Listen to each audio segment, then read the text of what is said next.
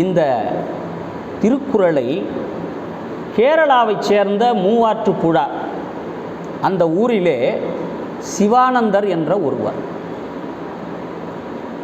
இன்றைக்கி பார்த்தீங்கன்னா இடுக்கி, எர்ணாகுளம், கோட்டயம் இந்த 3 பகுதியிலும் சற்றேறக்குரிய ஒரு 60,000 பேர் திருவள்ளுவர் மதம் என்ற ஒரு மதத்திலே இணைந்திருக்கிறார்கள். இதை தோற்றுவித்தவர் பெயர் சிவானந்தர். இவர் இடுக்கி மாவட்டத்தில் பூப்பாறை என்ற ஒரு கிராமம். அந்த கிராமத்தில் ஒரு தேயிலை தோட்டத்தில் வேலை செய்யக்கூடிய ஒரு தொழிலாளி.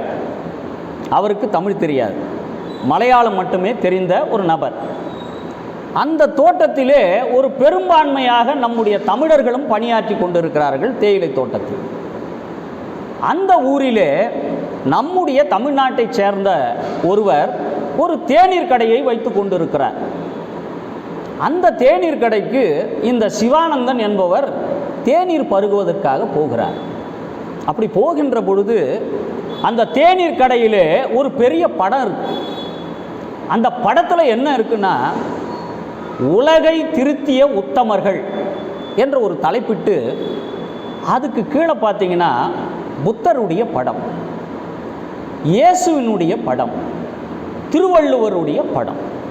இந்த 3 படங்களும் உலகை திருத்திய உத்தமர்கள் என்ற ஒரு டைட்டில் போட்டு அதுக்கு கீழே இந்த 3 பேருடைய படம் இருக்கு. இந்த தேநீர் குடிக்க சென்ற சிவானந்தன்றவர் இந்த 3 படத்தையும் பார்க்குறார். அந்த 3 படத்தை பார்க்கும்போது அவருக்கு புத்தரை தெரியுது, இந்த பக்கம் பார்த்தா இயேசுநாதரை தெரியுது, இந்த பக்கம் தாடியோடு இருக்கிற இவர் யாருன்றது அவருக்கு தெரியல. அந்த தேநீர் கடைக்காரர்கிட்ட கேட்குறார், இவங்க 2 பேர் யாருன்றது எனக்கு தெரியுதுங்க, இங்கே இருக்கக்கூடிய தாடியோட ஒருத்தர் இருக்காரே இவர் யார் அப்படின்னு கேட்குறார். அதுக்கு அந்த தேநீர் கடைக்காரர் சொல்கிறார், இவர் எங்களுடைய தமிழ்நாட்டை சேர்ந்தவர், இவர் உலக மகாகவி, இவருடைய பெயர் திருவள்ளுவர், இவர் எழுதிய நூல் திருக்குறள் என்ற நூல். அந்த திருக்குறளிலே இல்லாத செய்திகளே கிடையாது. ஒவ்வொரு மனிதனுக்கும் வாழ்க்கையில் ஏற்படுகின்ற இடர்பாடுகளுக்கும் வாழ்க்கையிலே ஏற்படுகின்ற சந்தேகங்களுக்கும் விடையளிக்கக்கூடிய ஒரு மருத்துவராக, ஒரு ஆசானாக, ஒரு ஆலோசகராக இருக்கக்கூடியவர் திருவள்ளுவர் அப்படின்னு நம்ம திருவள்ளுவரை பற்றி ஒரு முகவுரையை அந்த சிவானந்தனுக்கு கொடுக்கிறார். திருவள்ளுவரை பார்த்த மாத்திரத்தில் சிவானந்தனுக்கு ஒரு உள்ளுணர்வு, அவரை பற்றி அறிந்து கொள்ள வேண்டும் என்ற ஒரு ஆவல் ஏற்பட்டது. அந்த ஆவல் ஏற்பட்ட காரணத்தினால் அவர் என்ன பண்ணுறாரு, இந்த திருக்குறள் மலையாளத்திலே ஏதாவது மொழிபெயர்க்கப்பட்டு இருக்கிறதா என்று தேடுகிறார். அப்படி தேடுகின்ற பொழுது வெண்ணிக்குளம் கோபால் குரூப் என்ற ஒரு அறிஞர் எழுதிய மலையாள மொழிபெயர்ப்பு நூல் அவருக்கு கிடைக்குது. கிடைச்ச பின்னால் அதை வாங்கி படிக்கிறார். படித்த பின்னாலே அந்த திருக்குறளுக்குள் தன்னை முழுவதுமாக அர்ப்பணித்துக் கொள்கிறார். அர்ப்பணித்த பிறகு அந்த திருக்குறளிலே இருக்கக்கூடிய கள்ளுண்ணாமை அதிகாரத்தை படித்து அதுவரையில் குடிப்பழக்கத்திலிருந்து அந்த சிவானந்தன் குடிப்பழக்கத்தை விட்டு விடுகிறார். அசைவ உணவை உட்கொண்டிருந்த அவர் அந்த அசைவ உணவை புலால் மறுத்தல் மூலமாக, அந்த அதிகாரம் படித்ததன் மூலமாக அசைவ உணவை உட்கொள்வதை மறுத்து விடுகிறார். இப்போ அடுத்து என்ன செய்கிறார், ஒரு சாதாரண தேயிலை தோட்ட தொழிலாளி, அவர் தமிழரும் கிடையாது, ஒரு மலையாளி. அடுத்து அவர் என்ன செய்கிறார், அந்த மலையாள மக்களிடம் சென்று திருக்குறளினுடைய மேன்மையையும் திருவள்ளுவரை பற்றியும் மக்களிடையே பரப்புகிறார். இப்படி இவர் கருத்துக்களை ஊர் ஊராக சென்று 3 மாவட்டங்கள், இடுக்கி, எர்ணாகுளம், கோட்டயம், இந்த 3 மாவட்டங்களில் தொடர்ச்சி நடைப்பயணமாக சென்று மக்களிடம் திருக்குறளின் மேன்மையை பற்றி புரிய வைக்கிறார். ஒவ்வொரு அதிகாரமாக சொல்லி அவற்றுக்குரிய விளக்கங்களை எல்லாம் சொன்ன பிறகு இவரை சுற்றி பல ஆயிரக்கணக்கான மக்கள் திரள்கிறார்கள். திரண்ட பிறகு இவர்களை வைத்து என்ன செய்வது என்று யோசித்து ஒரு சமயத்தை தோற்றுவிக்கலாம் என்று திருவள்ளுவர் மதம் என்று ஒன்றை தோற்றுவிக்கிறார். திருவள்ளுவர் மதத்தை தோற்றுவிக்கிறார். திருக்குறளை வேத நூலாக்குகிறார். திருவள்ளுவரை கடவுளாகவே ஆக்கி வழிபட தொடங்கினார். இன்றைக்கு எத்தனை தமிழர்களுடைய வீட்டிலே திருவள்ளுவர் படம் இருக்கிறது? எத்தனை தமிழர்களுடைய வீட்டிலே திருவள்ளுவரை கடவுளாக வணங்குகிறார்? தன்னுடைய தாய் தந்தையே வணங்காத மக்கள் இன்றைக்கு அதிகம் இருக்கின்ற காலகட்டத்தில், ஆனால் நம்மொழி அல்லாத ஒருவன் திருக்குறளை கையில் எடுத்து இன்றைக்கு மாத்திரம், இது நடந்த சம்பவம் 1974 இவர் திருக்குறளை படித்த காலம். இன்றைக்கு ஒரு 60 ஞான மடங்களை கட்டியிருக்கிறார். பகவான் ஆதி திருவள்ளுவர் ஞான மடம் என்று பெயர். அந்த மடத்திற்கு பகவான் ஆதி திருவள்ளுவர் ஞான மடம் என்று பெயர். கார்த்திகை மாதத்திலே விரதம் இருந்து ஒரு மலையின் மீது ஒரு மடம் அமைத்திருக்கிறார்கள். கூர்மலை என்று ஒரு பெயர், கேரளாவிலே. இதிலே நாம் எப்படி சபரிமலைக்கு விரதம் இருந்து செல்கிறோமோ அப்படி திருவள்ளுவருக்காக விரதம் இருந்து மாலை அணிந்து கொண்டு அவரை சென்று போய் மலை மீது ஏறி தரிசனம் செய்கிறார்கள். ஒன்று. இன்னொன்று, அந்த மடத்திலே திருமணங்கள் நடக்கிறது. திருமணங்களிலே தாலி அணியக்கூடிய வழக்கம் கிடையாது, மோதிரம் அணியக்கூடிய வழக்கம் கிடையாது. பிறகு எப்படி திருமணம் செய்கிறார்கள் என்றால், இன்றைக்கு சுயமரியாதை திருமணம் என்று சொல்கிறார்களே, அந்த திருமணத்தை வாழ்க்கை துணை நல ஒப்பந்தம் என்ற பெயரிலே அந்த மடத்திலே பதிவு செய்கிறார்கள். பதிவு செய்து அந்த திருமணத்தை அரசாங்கத்திற்கு கொடுத்து இந்த திருமணத்திற்கான ஒப்புகையை வாங்குகிறார்கள். சரி, அந்த திருமணத்திற்கு என்ன மந்திரங்கள், வேத மந்திரங்கள் எது என்று பார்த்தால், திருவள்ளுவர் இல்லறவியலில் எழுதிய திருக்குறளில் மாத்திரம்தான் அங்கே திருமணத்திற்குரிய வேத மந்திரங்களாக ஓதப்படுகிறது. இல்வாழ்வான் என்பான் இயல்புடைய மூவர்க்கும் நல்லாற்றின் நின்ற துணை. இந்த திருக்குறள் தொடங்கி 10 திருக்குறள்கள் வேதங்களாக சொல்லப்படுகிறது. இவர்களுக்குள்ளே எந்த சாதியும் மதமும் பாகுபாடு கிடையாது.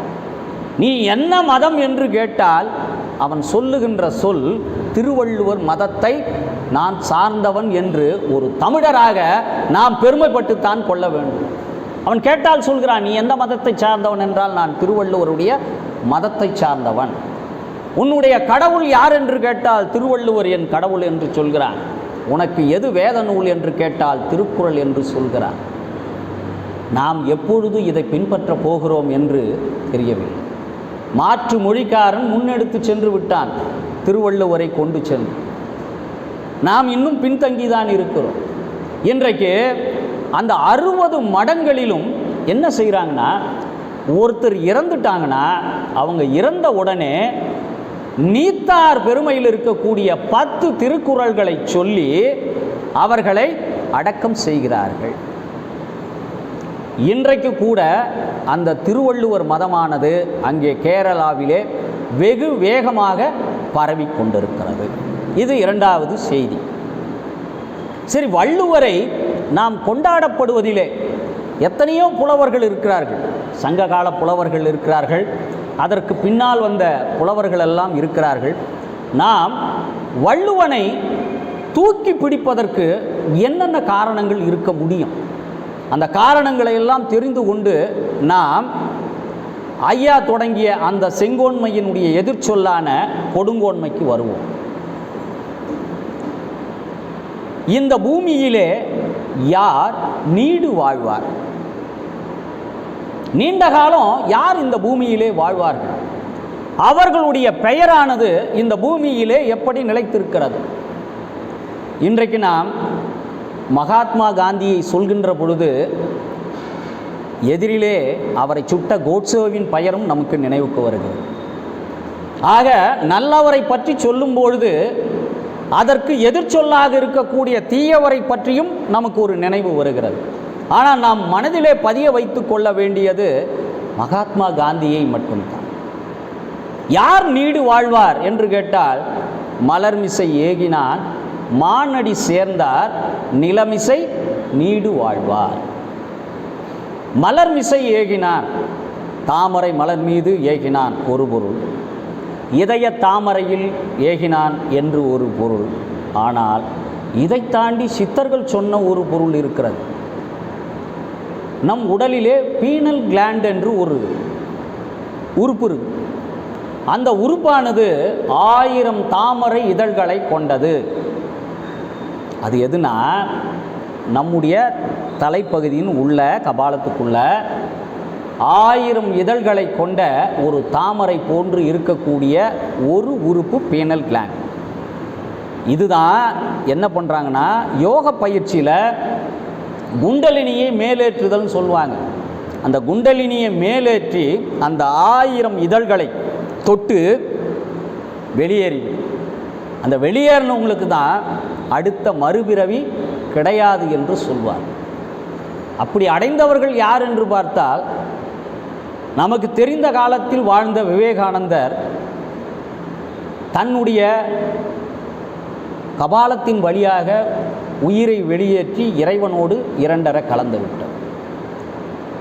மனித வாழ்விலே மரணங்கள் 11 வகை, அது தனி. இந்த 11வது இடத்திலே உயிர் பிரிகிறது என்பது, நம்முடைய உச்சந்தலையிலிருந்து உயிர் பிரிந்தால் என்னவாகும் என்றால், மறுபிறவி என்பது கிடையாது. நாம் நேரடியாக இறைவனுடைய திருவடியை போய் சென்று அடைந்து விடுகிறோம். மலர்மிசை ஏகினான் மானடி சேர்ந்தார் நிலமிசை நீடு வாழ்வார். அடுத்து யார் நீடு வாழ்வார்?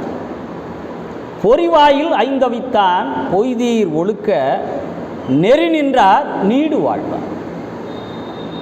பொறிகள் என்று சொன்னால் மெய்வாய், கண்காது, மூக்கு, செவி என்று சொல்லப்படுகின்ற இந்த 5 செவிகளால் 5 பொறிகளால் மனிதன் இன்பங்களை அடைகிறான். ஒவ்வொரு பொறியினாலும் ஒவ்வொரு இன்பத்தை மனிதன் அடைந்து கொண்டிருக்கிறான். இந்த பொறிகளிலே 2 விதமான பொறிகள். ஒன்று நின்று பற்றும் பொறி, ஒன்று சென்று பற்றும் பொறி. சென்று பற்றும் பொறி என்பது கண், நின்று பற்றி பொறி என்பது மற்றவை 4. இந்த மனித வாழ்க்கையிலே பெருந்துன்பங்களுக்கு காரணமாக இருப்பது சென்று பற்றும் பொறியாக இருக்கக்கூடிய கண் தான் இந்த மனித வாழ்வில் பெருந்துன்பங்களுக்கு காரணமாக இருக்கக்கூடியது. இந்த நின்று பற்றும் பொறியினால் 4 பொறிகளால் வரக்கூடிய துன்பங்கள் என்பது குறைவு. பொறிவாயில் ஐந்தவித்தான் பொய்தீர் ஒழுக்க நெறி நின்றார். இந்த 5 புலன்களையும் எவன் ஒருவன் அடக்கி தனக்குள்ளே, ஒரு ஆமை எப்படி ஒரு கூட்டுக்குள் இருக்கிறதோ அப்படி எவன் ஒருவன் தன் 5 புலன்களையும் தன் கட்டுப்பாட்டிற்குள் வைத்துக் கொள்கிறானோ அவன் இந்த உலகிலே நீடு வாழ்வான். நிறைமொழி மாந்தர் பெருமை நிலத்து மறைமொழி காட்டிவிடும் என்றார் வள்ளுவர். யாருடைய சொல்லானது இந்த உலகத்திலே நீண்ட காலம் நிலைத்திருக்கும் என்றால், நிறைமொழி மாந்தருடைய பெருமை என்பது இந்த உலகத்திலே நீண்ட காலம் இருக்கும். இவையெல்லாம் நமக்கு வள்ளுவர் காட்டக்கூடிய ஒரு நெறி. இன்னொன்று, அறிவுன்னா என்னென்று வள்ளுவனை கேட்டால் அதற்கு ஒரு உதாரணம் சொல்கிறார். பிறப்பென்னும் பேதமை நீங்க சிறப்பென்னும் செம்பொருள் காண்பது அறிவுன்றார்.